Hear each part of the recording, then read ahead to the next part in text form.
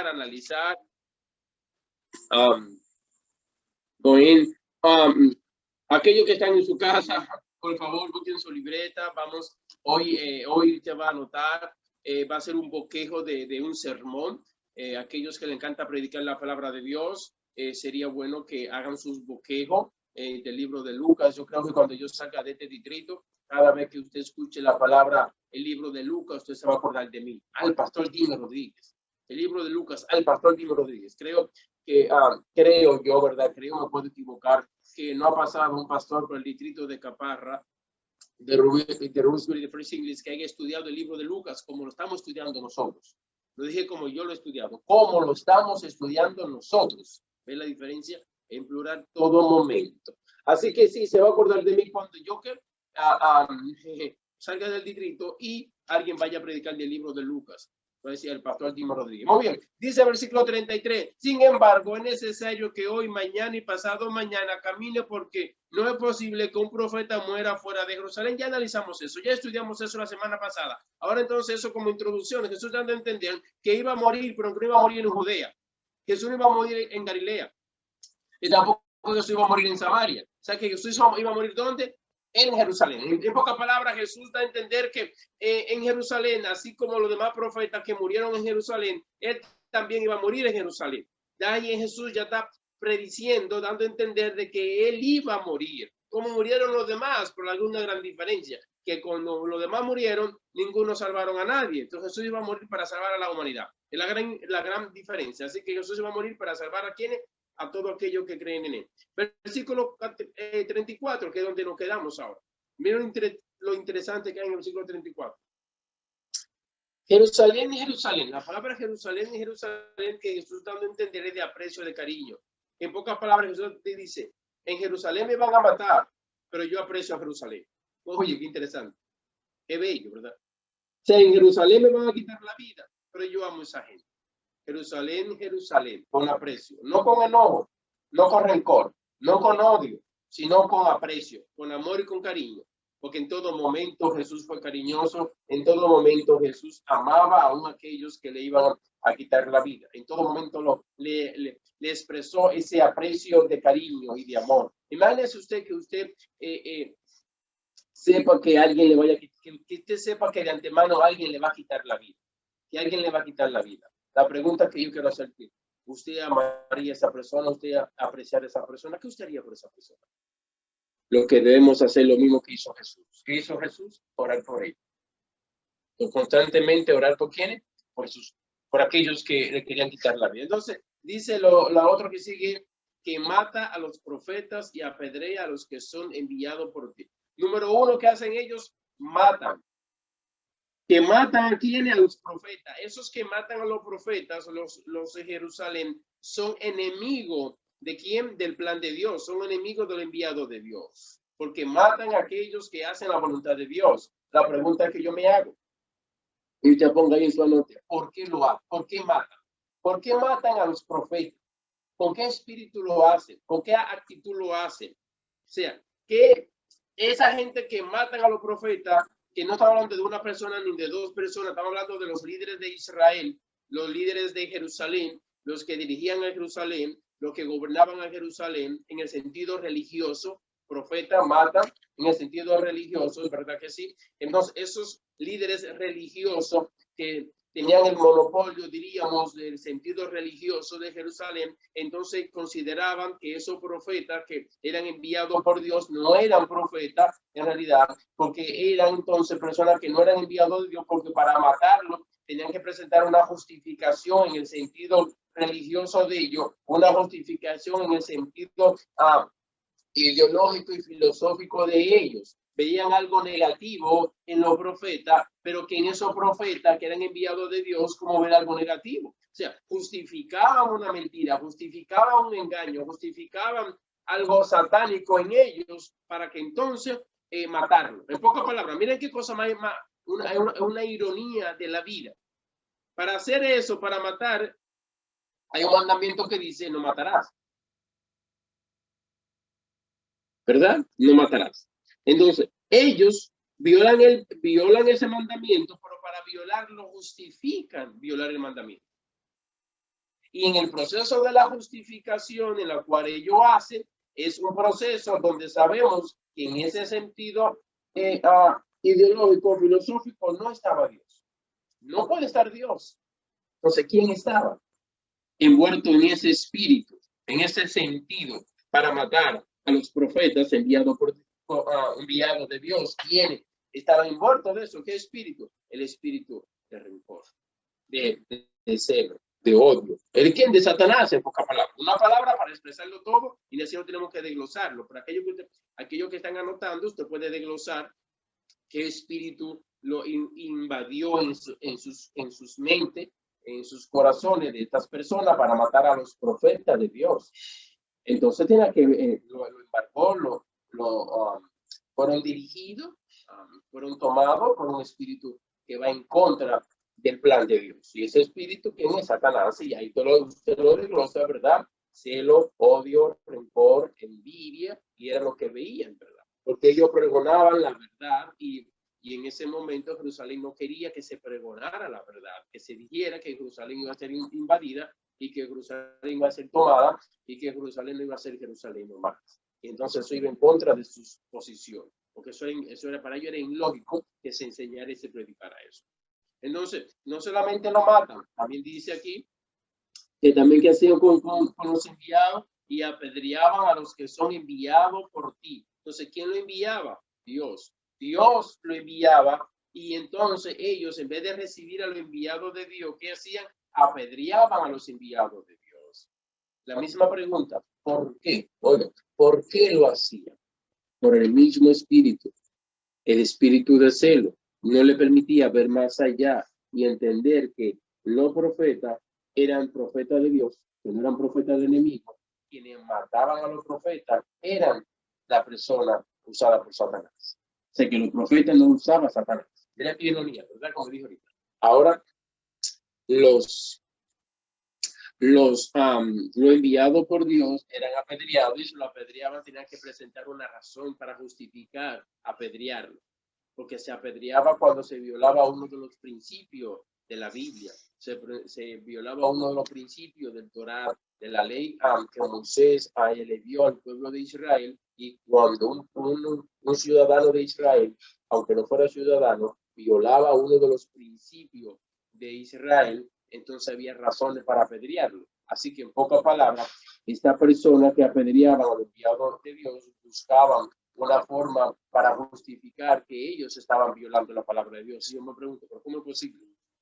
¿Cómo? Yo digo, pero a veces yo me pregunto, ¿cómo es posible que un enviado de Dios, que no va a violar los principios de Dios, que va a respetar los principios de Dios, va a pregonar los principios de Dios, va a predicar los principios de Dios, ¿cómo es posible que se le justifique violar los principios de Dios? O sea, una cosa es que es difícil, pero aún así Satanás se encargaba de usar a esa persona para que apedrear a los enviados de Dios. O sea, ¿qué podemos aprender del versículo hasta ahora, el versículo 34? Que Satanás tiene a su gente en el entorno. ¿Quiénes mataban a los profetas? Los líderes religiosos. ¿Quiénes apedreaban a los enviados de Dios? Los líderes religiosos. Entonces, ¿eran usados por el Espíritu de Dios o eran usados por el Espíritu de Satanás? Por el Espíritu de Satanás. O sea, nos está diciendo hasta ahora, en el siglo 34, hasta ahora nos está diciendo que dentro del entorno, Satanás tiene su agente. Ya hemos estudiado eso, y eso es cierto, ¿verdad? Entonces, haga usted lo posible, por favor, de que usted no sea uno o una de esas personas que, basándose en ideología y filosofía, justifican o critican al enviado de Dios o al profeta de Dios, ¿verdad? No estoy diciendo que yo soy profeta. Tampoco lo estoy aplicando a mí, sino en términos generales. Entonces, mira aquí ahora, lo más interesante ahora, mira ahora, versículo 34, la parte B del versículo 34. Ya analizamos la parte A del versículo 34, ahora viene la parte B. Usted lo pone así mismo, número romano 1, el versículo 34, la primera parte. Lo desglosa como lo desglosé. Ahora entonces, ahora lo pone en número romano si quiere, o puede ponerlo el número romano la parte 1 y pone la parte 1A, y entonces en la parte B ahora, que viene ahora, usted le pone B mayúscula, punto, y desglosa esta parte. para que aprenda cómo hacer un bosquejo. Entonces, dice aquí, ¿cuántas veces quise juntar a tus hijos como la gallina junta ¿qué? A sus pollos debajo de sus alas y no quisiste? Vamos a analizar varias palabras. La primera palabra que vamos a analizar aquí, usted haga ahí su anote, dice, ¿cuántas veces quise? Una pregunta que tenemos que hacer, ¿quién quiso? ¿Quién quiso juntar a Jerusalén como la gallina junta a su polluelo debajo de sus alas? ¿Quién quiso? Dios. Eso es, Dios quiso. Entonces, primera pregunta, ¿quién quiso? Respondemos, Dios. Entonces, hay cosas que Dios quiere que cuando completamos en la parte B de este versículo, entonces no se ejecuta. Es la parte aquí un poco difícil, pero que no es difícil, porque está bien, la respondemos con el libre albedrío, pero mire, quiso. ¿Cuántas veces quise juntar a tus hijos como la gallina junta a sus pollos debajo de sus alas y no quisiste, no quisieron? O sea, Dios quería algo, pero ellos querían otra cosa. Entonces hay cosas que Dios quiere en nuestra vida que no se realizan porque nosotros no dejamos que Dios la ejecute, porque nosotros no ponemos de nuestra parte. Y hay aquí a veces donde hay muchas personas que yo le escucho en la escuela sabática, lo escucho en la emisora, lo escucho en YouTube, lo escucho en muchas maneras, cuando Dios quiera, si Dios quiere. Vamos a analizar esto. Vamos a hacer la otra pregunta. ¿Quería Dios juntarlo? La respuesta es sí. Una vez más. Jehová, Dios, quería juntarlos a ellos como la gallina junta a sus polluelos. ¿Dios quería hacerlo? La respuesta es sí. ¿Por qué entonces no se realizó? Porque ellos entonces no querían.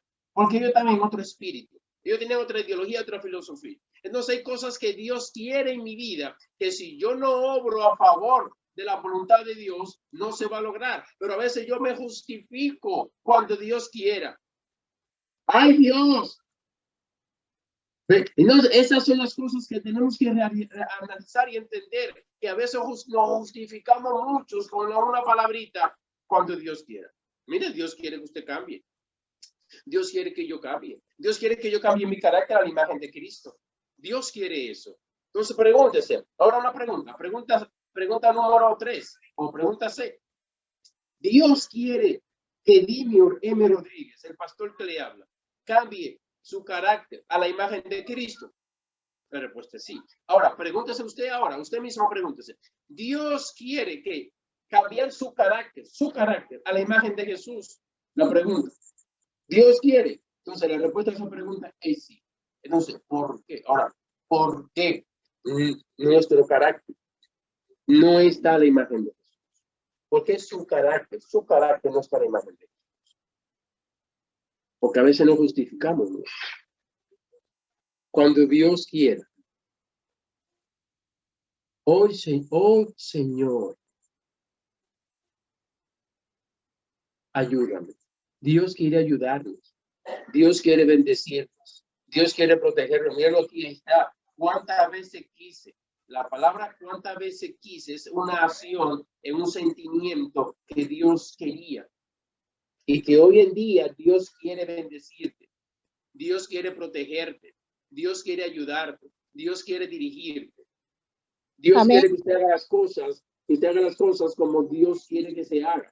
Entonces usted debe decirle, Señor, yo quiero hacer tu voluntad, porque si Dios quiere y usted quiere, ¿quién está contra ese querer? Porque hay dos querer. Mire, aquí encontramos que hay un querer. ¿Cuántas veces quise? Dios tiene un querer. Dios tiene un querer hacia nosotros, un querer de bendición hacia nosotros. Dios tiene un querer de protección hacia nosotros. Eso es lo que Él quiere. Ahora, ¿qué usted quiere? Usted quiere lo mismo que Dios quiere. Porque Israel, Jerusalén, no quería lo que Dios quería. ¿Cuántas veces quise juntarlo? ¿Cuántas veces quise unirlo? ¿Cuántas veces quise que estuvieran unidos como hermanos, como familia? ¿Cuántas veces? Y cuántas veces que Dios lo intentó, muchas veces, pero ellos rechazaban las veces que Dios quería, porque ellos querían unirse en base a su ideología y filosofía, querían unirse como ellos eran, como ellos querían. Y Dios no puede unirnos como nosotros queremos. Dios tiene una regla y una norma de cómo unir, de cómo debemos unirnos. Y yo lo dije hace poco en una de las iglesias que prediqué cuando abrimos después de la pandemia. El que para unirnos no es como nosotros queremos, es como Dios quiere. Israel quería unirse, Jerusalén quería unirse, pero unirse en base a su ideología, en base a su capricho, en base a su querer, y unirse en base a su forma. Querían unirse sin cambiar, querían unirse sin ser transformados. Querían recibir la bendición de Dios, la protección de Dios, pero haciendo lo que ellos querían, rechazando a los demás, odiando a los demás, despreciando a los demás, porque cómo Dios se lo iba a bendecir matando a los profetas, cómo Dios lo iba a bendecir apedreando a los enviados de Dios, cómo Dios podía justificarlo ante las demás naciones, es imposible. Cómo Dios puede justificarme a mí, cómo Dios puede justificarlo a usted. No, Dios quiere bendecirte, Dios quiere protegerte, pero tenemos que hacer las cosas como Dios quiere que se hagan. Dios quiere que estemos unidos como familia, como hermanos, como Dios estableció cómo debemos unirnos, pero a veces es la parte difícil que no queremos unirnos de esa manera. Voy a hacerle una pregunta en términos generales. ¿Ustedes creen que una iglesia X, todos los miembros de esa iglesia X están unidos? No, esa es la respuesta a esta pregunta. Ahora mira la pregunta que lo voy a hacer. ¿Esa iglesia X, Dios quiere que todos los miembros estén unidos? Sí. Entonces aquí te tiene la respuesta. ¿Por qué no están unidos? Porque no están dispuestos a hacer las cosas como Dios quiere. Por eso son creyentes. Porque aquí estamos hablando de Jerusalén. Jerusalén era una ciudad que era creyente en Dios. Una ciudad que guardaba el sábado. Que todavía sigue guardando el sábado. Una ciudad que su alimentación era diferente a las demás naciones. Y todavía sigue siendo así, ¿verdad? Pero entonces había algo que no estaban haciendo para estar unidos. Porque se dice aquí que cuántas veces quiso juntarlos. Si Dios quiso juntarlos, era porque no estaban juntos. Si Dios quiso que estuvieran juntos como la gallina que abre sus alas y junta a su pollito, ese es el plan de Dios, abrir sus alas de bendición, la ala en el sentido espiritual, sus alas en el sentido espiritual y juntarnos todos nosotros juntos. Entonces, ese es el plan de Dios. Vuelvo a preguntar. Todas las iglesias en el mundo, llamada iglesia cristiana, todas están unidas. ¿No? Porque y usted sabe que hay iglesias que son de una denominación, otra de otra, y estamos divididos. Y es la realidad. La iglesia X con la iglesia B, usted ve que hay una diferencia, hay una barrera que nos separa. Pero Dios no quiere que exista esa barrera. Pero existe esa barrera. ¿Quién crea esa barrera? Nosotros mismos. Nosotros mismos creamos esa barrera. La creamos, pero que Dios no creada por Dios. Y si es que no es creada por Dios, entonces diríamos, ¿quién la creó? ¿Quién hace que esa barrera se alimente? ¿Quién hace que esa división se alimente? Los cristianos, nosotros mismos. Estoy hablando en términos de una iglesia A, una iglesia B, no quiero mencionar el nombre de iglesia, coja una de dominación A, una dominación a cualquier dominación, llámele dominación A, y usted desglose esa, usted lo puede poner en su bosquejo, en su análisis. Iglesia que empieza con C y termina con A. Iglesia B. Iglesia que empieza con M y termina con O. Estoy dando aquí un ejemplo, ¿verdad? Usted desglose. ¿Esa iglesia están unidas? No. ¿Hay algo que la separa? Sí. ¿Quién creó esa separación? El enemigo. El enemigo. ¿Dios quiere que se una? Sí. ¿Se van a unir ahora mismo? No. ¿Pero Dios tiene un remanente en cada iglesia? Sí. ¿En la iglesia ya tiene un remanente? Sí. ¿En la iglesia ya tiene un remanente? Sí. ¿Que ahora mismo ese remanente de Dios, escuche bien, están separados? Sí. Sí, porque una tiene una costumbre, otra tiene otra costumbre. Llegará un momento donde se van a unir, gloria a Dios, donde nos uniremos. Amén. Tenemos que estar unidos, iglesia. Entonces, ese es un análisis en términos exterior. Y usted puede seguir haciendo ese análisis con más iglesias. y usted va a hacer un desglose y va a hacer un sermón y un análisis bellísimo. Es una bendición. Ahora entonces usted lo trae a su entorno, Vamos entonces a llevarlo a la familia. Toda la familia de su núcleo están toda unida como Dios quiere. Y la respuesta va a ser no. Alguien estará en una página diferente. Pero usted no es quien para odiarla ni despreciarla. Usted no la puede odiar porque se la pierde y usted perdió. Usted no puede odiarla. Ahora, ¿qué le toca a usted hacer para tratar de que esa persona que está dividida como familia, cuál es su rol, cuál es su papel? Orar por esa persona.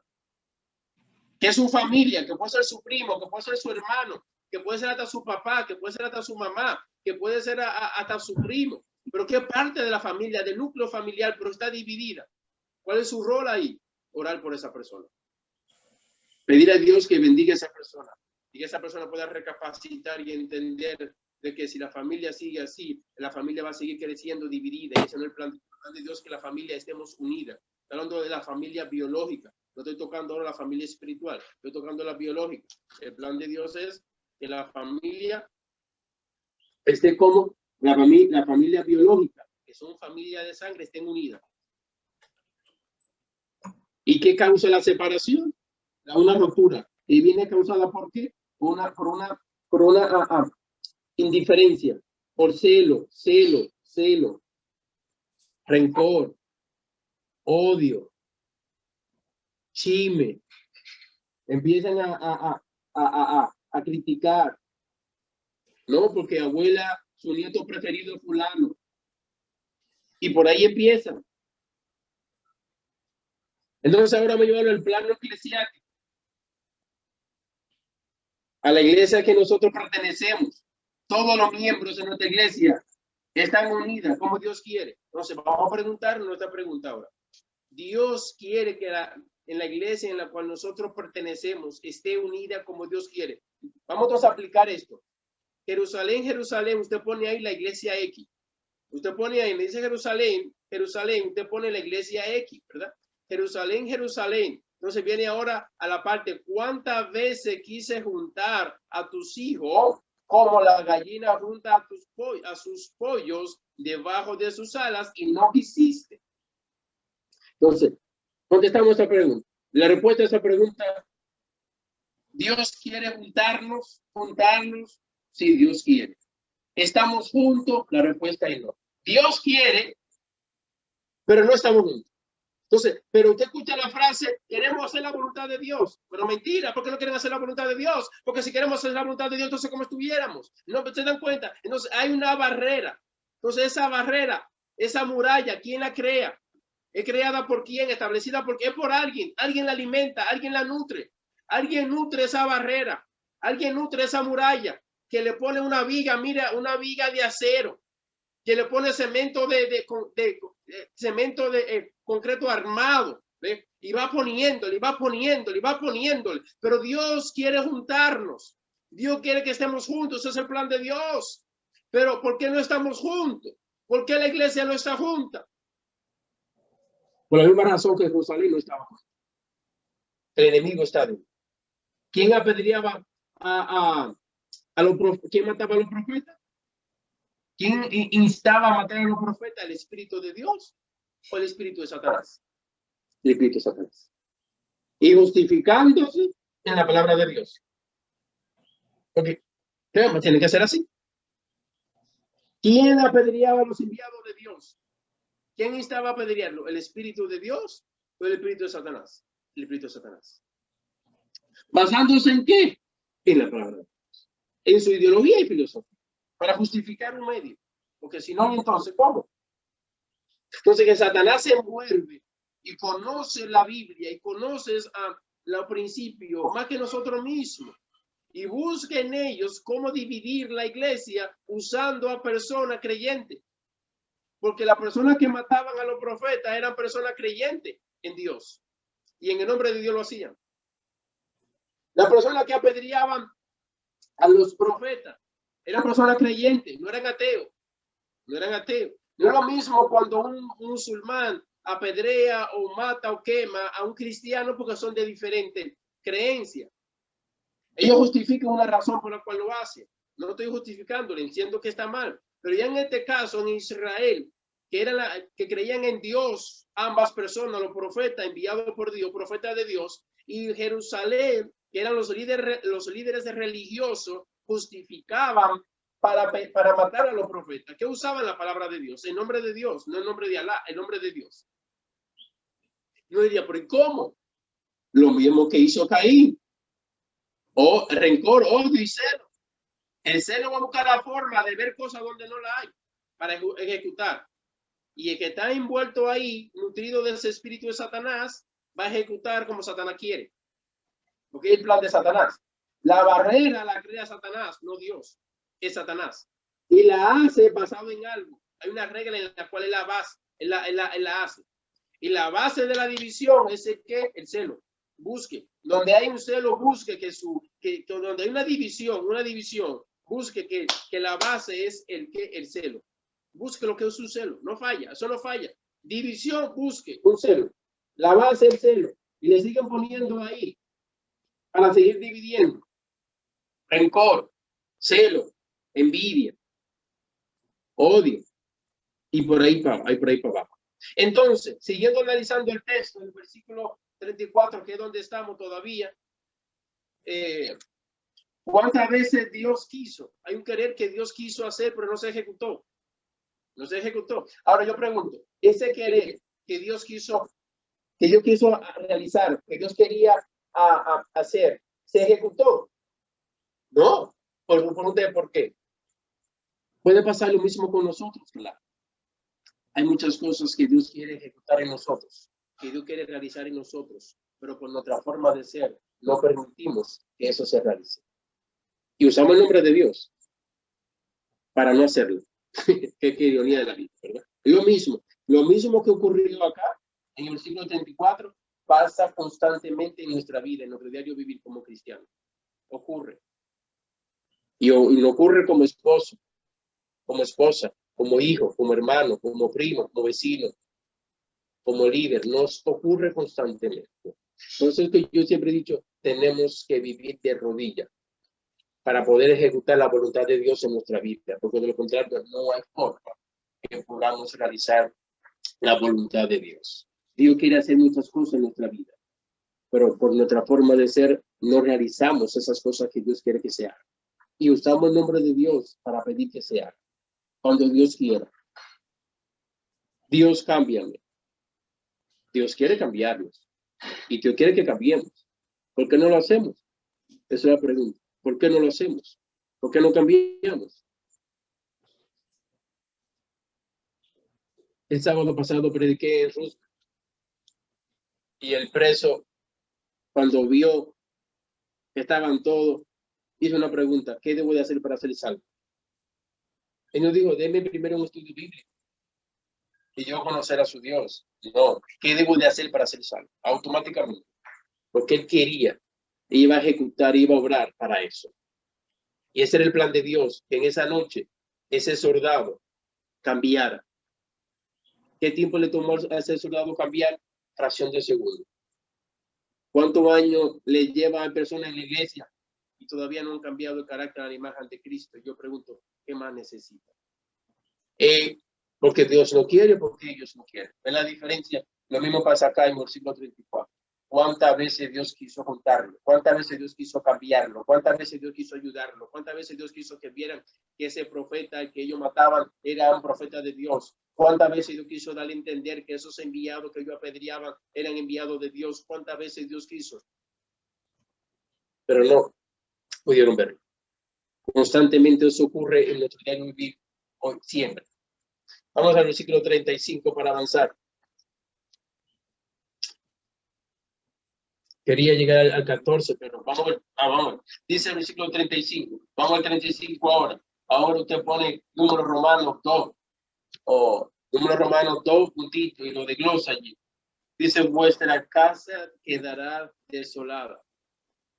Y os digo que no me veréis más hasta el día en cuando digáis: bendito el que viene en el nombre del Señor. Aquí hay un mensaje muy bonito, muy bello. Aquí está hablando sobre la segunda venida de Cristo Jesús. Versículo 35, ustedes ponerlo ahora en el número 2 romano, no sé cómo te va desglosándolo. Me imagino que vamos en el número 2 romano, te pone segunda venida de Jesús. Jesús anuncia su segunda venida. Y entonces usted lo desglosa. Mire, vuestra casa quedará desolada. En pocas palabras, todo aquello que apedrean o matan a los profetas, sus casas va a quedar desoladas. Si lo llevamos al plano espiritual, hay personas que espiritualmente están desolados, pero hablan en nombre de Dios, pero están desolados, están vacíos, no tienen fundamento espiritual, no tienen vida espiritual, tienen mero conocimiento acerca de Dios, pero están vacíos acerca de Dios. O sea, una cosa es hablar de Dios, otra cosa es, ¿verdad? Conocer a Dios y otra cosa es tener a Dios. Son dos cosas totalmente diferentes. Hablar de Él, es decir, que lo conocen en el sentido teológico, en el sentido literario, de literatura, leer, eso es un conocimiento literario, como aquel que lee el Quijote de la Mancha, tiene un conocimiento, pero quizás no sabe, no conoció a Quijote de la Mancha, quién era, de dónde venía, el autor, su origen, y todo eso es la diferencia, pero sí conoce la obra, pero no conoce el autor. Aquí pasa lo mismo, hay personas que conocen en realidad en el sentido literario, conocen al autor del universo, es Dios, conocen al autor de la salvación, ¿verdad? Que Jesús. Amén. No conocen. Si usted quiere que usted lo conozca, que usted pueda conocerle, que usted pueda conocer a Dios. Es el plan de Dios, que usted pueda conocerle, ¿verdad? Entonces, vuestra casa quedará desolada. Hay personas que lamentablemente están desolados, lamentablemente están vacíos, porque hablan de Dios, predican de Dios, pero no tienen a Dios. Dice, y os digo que no me veréis más. Da a entender que Jesús está diciendo acá que iba a llegar un momento dado que lo estaban viendo, pero que no lo iban a ver más. En pocas palabras, Jesús está diciendo, aprovechen ahora, mírenme, puedan conocerme ahora, porque llegará un momento que van a quererme ver. Wow, van a quererle ver al Hijo de Dios y no lo van a ver más. O sea que Jesús le está dando a entender que su presencia en la tierra no era para siempre. No era para siempre. La presencia de Jesús en la tierra era una presencia que era pasajera, por un momento dado. Y el tiempo que estaba profetizado, según la profecía de las 70 semanas, parte del tiempo que Jesús iba a durar en el planeta Tierra. Hay una parte que es un poquito media nebulosa, que también se puede explicar, pero que en realidad el conocimiento completo sobre la estadía de Jesús en el planeta Tierra, nada más lo sabía Jesús. Y muy pocas personas quizás sabían en el tiempo prolongado en cuanto Jesús iba a durar en el planeta Tierra. Pues está dando a entender aquí que no iba a durar mucho, que se iba a ir. Que su estadía en la Tierra iba a ser hasta un X tiempo. Nació, creció, se desarrolló y va a morir hasta un momento que va a ascender al cielo. Hasta ahí nomás. Eso es lo que Jesús está diciendo acá, ¿verdad? Y no me veréis más. Hasta en el día cuando digáis. Ahora, digáis, bendito el que viene en el nombre de los hijos. Ahora viene lo lindo. ¿A quién Jesús se le está hablando ahora? ¿Quién es el que va a decir bendito el que viene en el reino de los cielos, los hijos de Dios y las hijas de Dios que estén vivos cuando Jesús venga? Amén. Porque cuando nosotros sabemos que cuando Jesús venga, aquellos que no son hijos de Dios, aquellas que no son hijos de Dios, ya habrá un grupo que va a estar sellado para vida y otro va a estar sellado para muerte.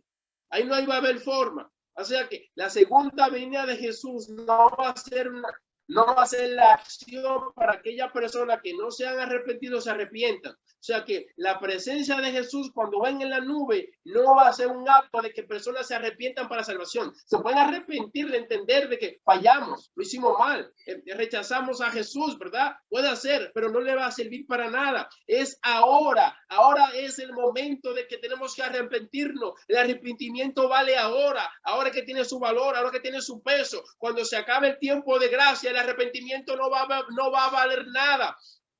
¿Cuántas personas cuando se acabe el tiempo de gracia van a desear que se le predique? ¿Cuántas personas cuando se acabe el tiempo de gracia van a querer que alguien le bendiga, que le pongan la mano para que oren por ellos? ¿Cuántas personas? Y no va a valer nada. Cuando se acabe el tiempo de gracia no va a valer nada ya el arrepentimiento ni la predicación, no, el arrepentimiento ahora vale, la predicación vale, la bendición, orar, es ahora que tiene un valor único, no se puede cambiar. En realidad una predicación, la palabra de Dios no vale, no se puede cambiar, vale más la palabra de Dios que 100 lingotes de oro, vale más la palabra de Dios que $1 billón. Déjenme decirle que nosotros tenemos algo valioso, algo grandioso, y es la segunda venida de Cristo Jesús. Nosotros tenemos a Cristo Jesús y eso no tiene precio. Amén. Tenemos tesoro escondido en la palabra de Dios, iglesia. Vale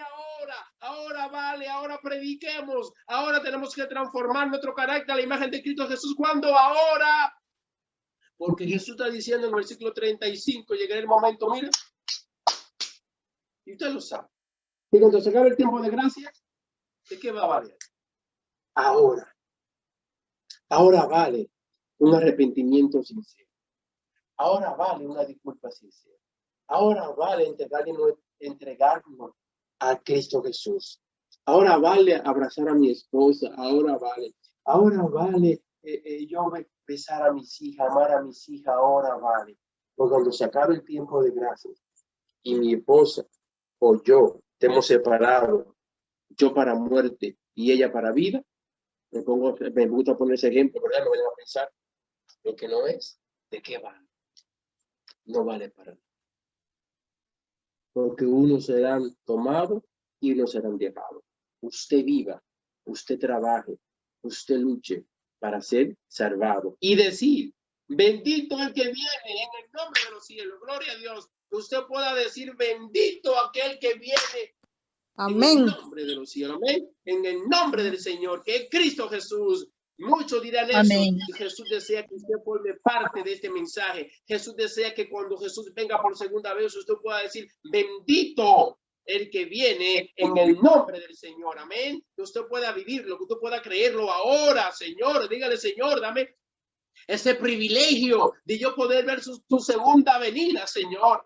Y usted sabe que se va a acabar el tiempo de gracia y uno sellado para vida eterna y uno sellado para muerte eterna. Que usted sea sellado por su conducta, por su pensamiento, por el carácter a la imagen de Cristo. Que usted sea sellado para vida eterna. Que usted sea de los hijos de Dios y las hijas de Dios, que Dios tiene bajo su sala, porque Dios tiene hijo e hija de Dios que lo tienen junto bajo su sala. Ay, habemos hijos de Dios, habemos hija de Dios que estamos juntos bajo la sala de Dios. No estamos juntos bajo la sala de Dios. Gloria a Dios. La codicia del pecado, ni de la envidia, ni del celo, no, porque están juntos bajo la sala del diablo. Nosotros estamos juntos bajo la sala de Dios. Amén. Que Dios te bendiga hoy, mañana y siempre. Gloria a Dios. No pude llegar al versículo 14, al capítulo 14, pero lo dejamos para el próximo lunes, si Dios lo permite, ¿verdad? Analizamos hoy el 33, 34 y 35 y terminamos aquí. El plan de Dios es que usted pueda decir cuando Cristo venga en gloria, bendito el que viene en el nombre del Señor. Amén. Amén. Que Dios te bendiga siempre. Que Dios haga resplandecer su rostro sobre ti y tenga en ti paz y amor y te bendiga y te cuide en todo momento. No olvides. Amén, amén. Amén. En nuestra mente no celo, no envidia, no rencor, no odio, para que Dios nos pueda unir bajo su sala. Amén. Y aquellos que estamos bajo la sala de Dios, estamos protegidos. Amén. El que habita al abrigo del Altísimo morará bajo la sombra del Omnipotente. Jehová, esperanza mía y castillo mío. ¿Y Dios en quién? Confiaré. Estamos bajo la sala de Dios, todos los hijos de Dios y las hijas de Dios. Que Dios te cuide y te bendiga. Bendiciones. Oramos. Amantísimo Padre que estás en el cielo, alabado y glorificado sea tu santo y bendito nombre. Señor, gracias. Porque sí, Señor, tú tienes a tus hijos y a tus hijas bajo tu sala, Señor. No estamos bajo la sala de la codicia, bajo la sala del pecado, ni de la envidia. No, no, Señor. Gloria a Dios. No estamos bajo la sala de la división. No, Jehová. Estamos bajo la sala bajo las alas de Todopoderoso, bajo las alas de Cristo Jesús, en nuestro amparo y fortaleza. Señor, bendícenos y dirígenos y protégenos, Señor. Señor, queremos lo que tú quieres. Y si yo quiero lo que tú quieres, mi presencia segura en la patria celestial. Ay, qué lindo. Porque si me uno a tu querer, el enemigo no tiene fuerza para romper ese querer. Iglesia, por favor, que usted se una al querer de Dios, al querer, Señor, dígale a Dios, Señor, yo quiero lo que tú quieres y voy a luchar por lo que tú quieres y sé que tengo que pagar un precio por lo que tú quieres y que yo también lo quiero, Señor. Yo quiero cambiar mi carácter a la imagen de Cristo Jesús. Yo lo quiero, dígalo, yo lo quiero, Señor, yo quiero y sé que tengo que pagar un precio. Cuando voy a ese hermano que antes me irritaba, ahora no me va a irritar, ahora lo amo, lo aprecio porque tengo que cambiar, Señor, mi carácter a la imagen de Cristo. Oh, Señor, que quizá cuando me enfoque o me aferre al pasado, Señor, que me irrita por las cosas que quizá te hicieron, te marcaron, a las cosas que posiblemente se hicieron difícil. No sé si fuiste violada, si fuiste maltratada, si fuiste abandonada o fuiste, Señor, fuiste dejado quizá por un hombre, no sé cuál sea ese pasado. Señor te dice que quiere borrarlo hoy. El Señor te dice que quiere hacerte una nueva criatura. El Señor te dice que quiere juntar un sentimiento, que tenga un sentimiento puro, un sentimiento digno, un sentimiento amable, que tú borres esas cosas y perdone a esa persona, que cuando tú vayas a edificar, que tú edifiques bajo el amor, el perdón y la gracia, para que tú puedas transformar ese carácter a la imagen de Cristo Jesús. Que tú no digas en la palabra mi enemigo, no, porque la palabra mío es posesivo y usted no posee un sentimiento negativo, usted posee sentimiento puro, usted posee sentimiento digno, usted posee sentimiento amable, usted tiene un sentimiento de amor y de aprecio hacia todo el mundo, no tiene enemigo, no, tenemos amigos, tenemos hermanos y aquellos que no nos aprecian como deben de apreciarlo, vamos a orar por ellos, vamos a amarle y apreciarle en todo momento, amén, porque Dios quiere bendecirte como hijo e hija de Dios. Dios quiere bendecirte como redimido y redimida. Dios quiere hacerlo, esa bendición especial Dios quiere dártela y nosotros también queremos que Dios nos la dé, y para eso tenemos que estar de la parte de los redimidos, amén. No vamos a apedrear a los profetas, no vamos a apedrear a los enviados de Dios, no lo vamos a hacer bajo ninguna circunstancia. Alguien lo hará, usted no. Que Dios te bendiga y te guarde. Y Dios nos cuide hoy, mañana y siempre. En el nombre de Jesús, amén. Amén. Amén. Amén.